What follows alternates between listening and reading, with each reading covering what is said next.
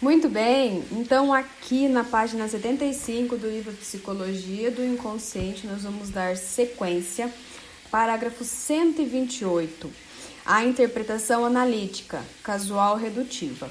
Ele vai falar aqui, em 2 breves páginas, como seria a análise pensando em interpretar segundo o sujeito, segundo a história do sujeito, segundo o que ele sabe, o que ele pensa. E depois, em sequência, ele vai pegar o mesmo caso, o caso dessa paciente, que vocês ouviram no podcast anterior, e vai fazer uma interpretação sintética, construtiva, ou seja, então a maneira que ele faz a análise.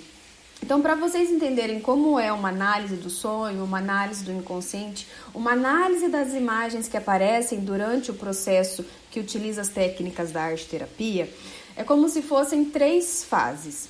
Então, a primeira fase é aquilo que a pessoa associa, aquilo que a pessoa entende. Então, a primeira fase é a parte consciente dessa pessoa, assim como ele já descreveu aqui as associações dessa paciente. Então, primeiro fazemos uma análise do consciente, do que ela está vivendo, do aqui e agora e das lembranças dela.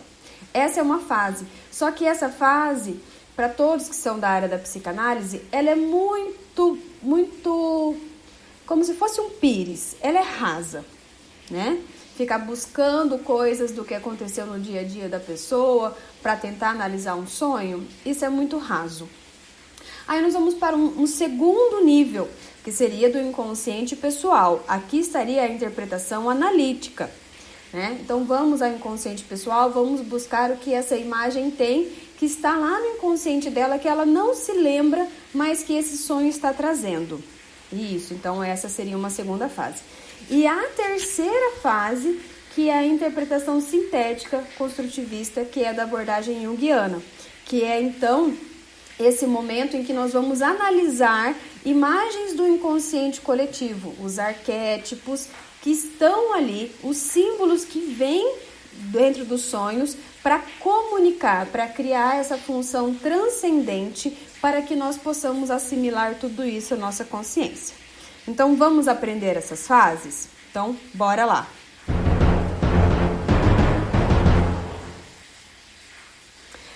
A interpretação analítica. Essa interpretação pode ser resumida numa única frase. Vejo muito bem que eu deveria transpor o rio e passar para o lado de lá. Isso é, desistir da relação com a amiga. Mas eu quero que as pinças, abraços da amiga não me larguem, o que corresponde ao desejo infantil do abraço da mãe. Aquele seu jeito conhecido e efusivo de me apertar contra o peito. O que há de incompatível no desejo é a ligação homossexual subterrânea, da qual os fatos dão sobejas provas. O caranguejo fisga-lhe o pé. A paciente tem pés grandes, masculinos.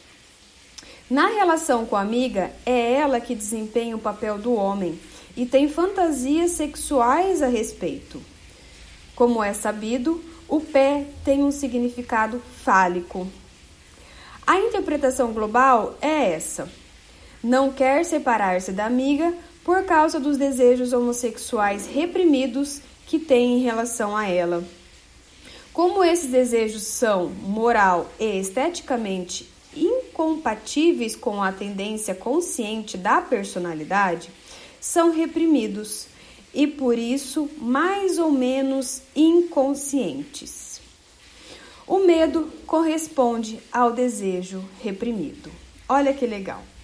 Então, está dizendo que o medo ali no sonho, o medo de aceitar a homossexualidade, que está ali de modo reprimido, faz com que ela tenha alguns sonhos. Então, ele está fazendo algumas associações iniciais, tanto com o desejo dos abraços da mãe, que está sendo projetado, então, nessa relação com a amiga, né? Mas ele até diz assim, está mais ou menos consciente, mais ou menos reprimido, porque a paciente tem uma noção, mas ela ainda não trouxe tudo isso à luz, tá? Seguindo. É óbvio que esta interpretação desvaloriza gravemente o supremo ideal de amizade da paciente. No momento presente da análise, ela já não teria levado a mal essa interpretação. Aqui eu digo isso, ele está falando isso para vocês, porque no momento inicial de um processo de desenvolvimento, você trazer à luz isso para o paciente, falar algo a esse respeito, provavelmente faria com que esse paciente rompesse o processo terapêutico. Por quê? Porque a consciência não tem disposição ainda a assimilar isso e a falar sobre isso. Então, nós temos que ter cautela, mesmo olhando para os símbolos, olhando para os sinais. Muitas vezes o paciente ainda não consegue olhar para isso, digerir isso e trabalhar isso em processo terapêutico, tá? Algum tempo atrás, certos fatos já haviam convencido praticamente da existência de uma tendência homossexual, de tal modo que lhe era possível reconhecê-los francamente, apesar de isso não lhe ser muito agradável. Se eu lhe tivesse comunicado a interpretação no atual estágio do tratamento, já não teria encontrado nela resquícios de resistência. O mais doído dessa tendência importuna já estava superado pelo reconhecimento, mas ela teria me interpelado assim: por que perder tempo ainda com a análise desse sonho? Só repete as mesmas coisas que já sei há muito tempo. Na realidade, essa interpretação nada acrescenta à paciente, por isso não é interessante nem eficaz. Não é importante para o processo terapêutico ficar rodando sobre aquilo que o paciente já sabe, não é mesmo? No início do tratamento, teria sido simplesmente impossível fazer tal interpretação, pois, em hipótese alguma, o excessivo pudor da paciente a teria aceito. O veneno do reconhecimento tinha que ser instilado com a maior cautela, em doses mínimas, pouco a pouco, até penetrar sua razão. No momento em que a interpretação analítica ou causal redutiva não trouxe novidades, tornando-se repetitiva, torna-se oportuno modificar o método interpretativo. Olha só que bonito. Então, pouco a pouco, nós vamos comendo pelas bordas e a paciente automaticamente vai reconhecendo. Isso é utilizar de modo medicamentoso, vamos dizer assim, trazendo para a consciência dela. Até que vai chegar um ponto que isso vai ficar redundante, como se a gente estivesse rodando no mesmo ponto e não indo para nenhum outro lugar. Então, é por isso que nós vamos para a terceira fase, que é a interpretação sintética, entendeu? Então, vamos continuar aqui. No caso em questão, o processo causal redutivo apresenta certos inconvenientes. Em primeiro lugar, não leva em exata consideração as ideias da paciente. Por exemplo, a associação da doença com câncer é ignorada. Em segundo lugar, o fato específico da escolha do símbolo não é esclarecido. Por que a amiga mãe tem que se apresentar justamente como caranguejo? Teria sido muito mais plástico e estético se fosse uma ninfa? Em partes ela o atraía, em partes ele submergia. Ou então um pólipo, um dragão, peixe ou cobra teriam servido do mesmo jeito. Em terceiro lugar, o processo causal redutivo esquece que o sonho é um fenômeno subjetivo. Consequentemente, uma interpretação exaustiva nunca poderá relacionar o caranguejo apenas com a amiga ou com a mãe, mas tem que atribuí-lo também ao sujeito, à própria sonhadora. Esta é o sonho todo. Ela é o rio, a travessia e o caranguejo. Isso é, esses elementos específicos são expressões de condições e tendências existentes no inconsciente do sujeito. Olha que bacana.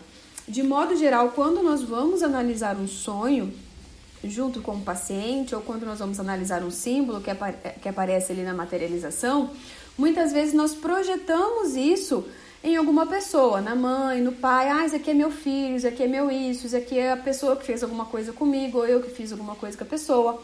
Então, aqui nós estamos de modo projetivo olhando esse elemento nas nossas relações. Mas a nossa função é entender que tudo que aparece no sonho, mesmo que se utilize de imagens do nosso filho, do nosso esposo, da nossa mãe, do nosso pai, de pessoas que nós conhecemos, mesmo que utilize as imagens de pessoas reais, tudo que há no sonho somos nós, ou seja, tudo que há no sonho é o paciente. Então, se ele tem uma imagem de um caranguejo aqui no sonho, aquele caranguejo é ela. Se eu sonho com a minha mãe, aquela mãe sou eu mesma. É a imagem que eu tenho dentro de mim da minha própria mãe. Porque eu não consigo captar o outro ser humano como um todo. Eu crio uma imagem dele e a partir daí eu me relaciono com essa imagem. É isso que ele está alertando aqui para todos nós, ok? Seguindo. Por isso, introduzi a seguinte terminologia. A interpretação em que as expressões oníricas podem ser identificadas com objetos reais é por mim denominada, atenção, olha, interpretação ao nível do objeto. Então, quando nós relacionamos isso com as pessoas que nós vivemos, essa identificação seria uma interpretação ao nível do objeto. A essa interpretação contrapõe-se a que refere ao próprio sonhador, cada um dos componentes do sonho. Por exemplo, todas as pessoas que nele aparecem. A esse procedimento dei o nome de interpretação ao nível do sujeito. A interpretação ao nível do objeto é analítica, pois decompõe o conteúdo do sonho em complexos de reminiscências, lembranças, que se referem a situações externas. Então, como eu disse, esse seria o nível número 1, né? O nível do que está na consciência, e um pouquinho do nível número 2, que diz sobre o que está no inconsciente da pessoa. Mas ainda não chegamos nem de perto ao que seria o nível número 3, que é realmente a análise analítica do Jung, que vai falar sobre o inconsciente coletivo e sobre os símbolos.